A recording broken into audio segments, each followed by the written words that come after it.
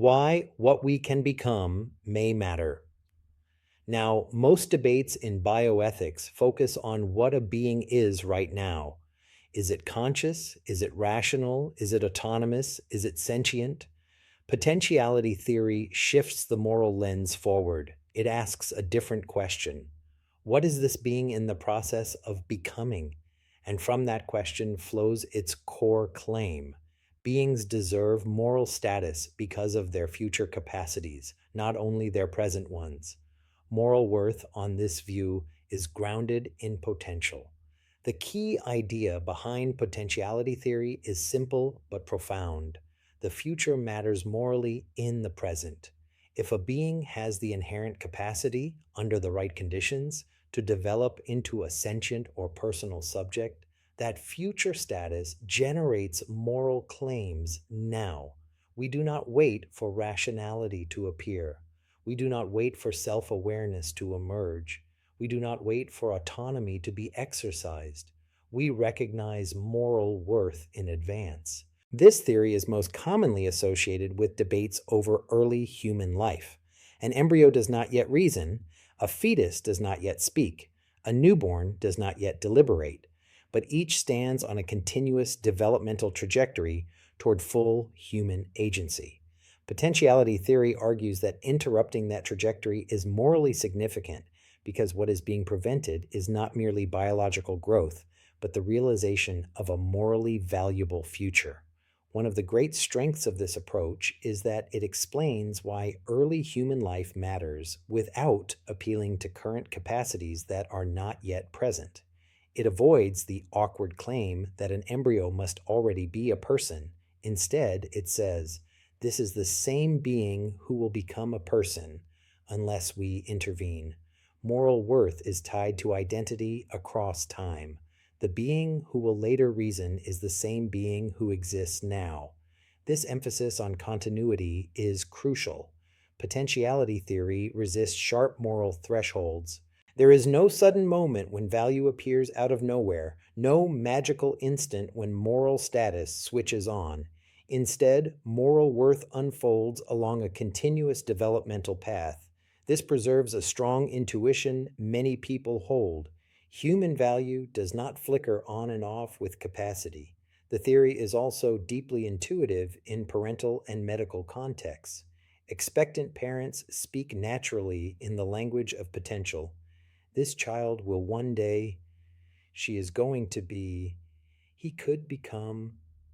Medical professionals often treat early life with extraordinary care, not because of present abilities, but because of what is at stake. Potentiality theory captures this forward-looking moral posture. We protect not only what is, but what could be lost. This is why potentiality reasoning plays such a central role in religious moral frameworks. Many religious traditions view human life as purpose-directed. Life is not merely a snapshot. It is a vocation, a calling, a story in progress. Within this view, potential is not morally empty. It is morally charged. What a being is meant to become matters. But potentiality theory also faces powerful objections. The most common critique is concise. Potential is not actuality. A medical student has the potential to become a doctor, but we do not treat them as one. An acorn has the potential to become an oak tree, but it is not yet a tree.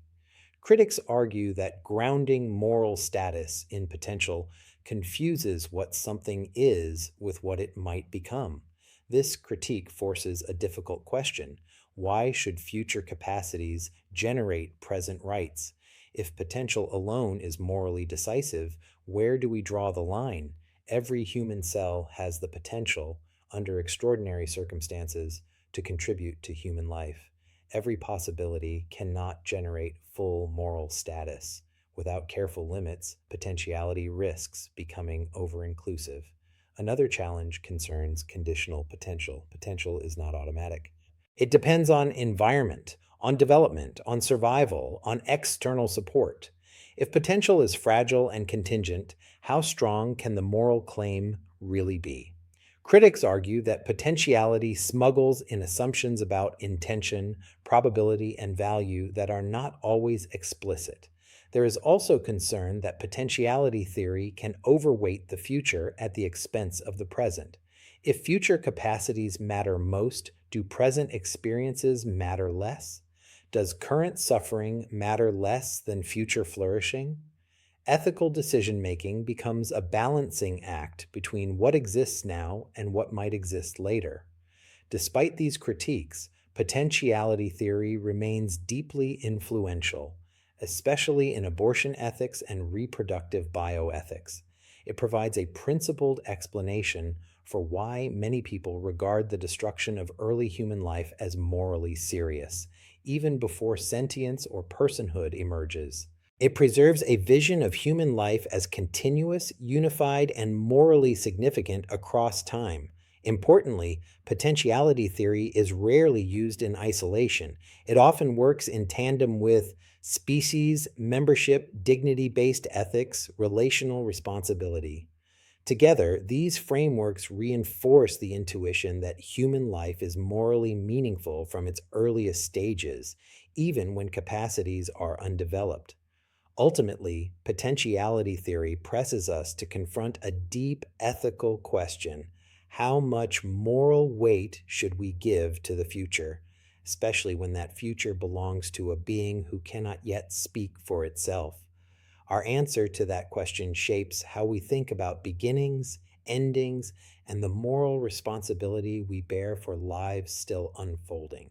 And in bioethics, few questions are more consequential than that.